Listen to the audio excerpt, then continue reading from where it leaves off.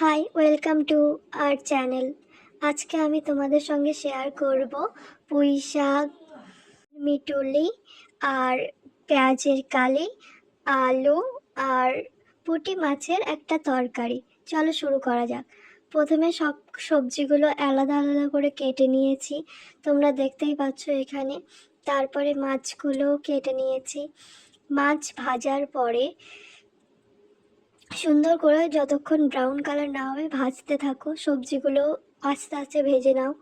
ভেজে নেওয়ার পরে দেখো মাছগুলো, তারপর সবজিগুলো সব একের পর এক দিয়ে তার উপরে সমস্ত কিছু মশলা টশলা দিয়ে, যেমন হলুদ, জিরে, তারপরে একটু নুন পরিমাণ মতো সব কিছু দিয়ে ঢাকা দিয়ে রেখে কিছুক্ষণ পরে খুলে সমস্ত কিছু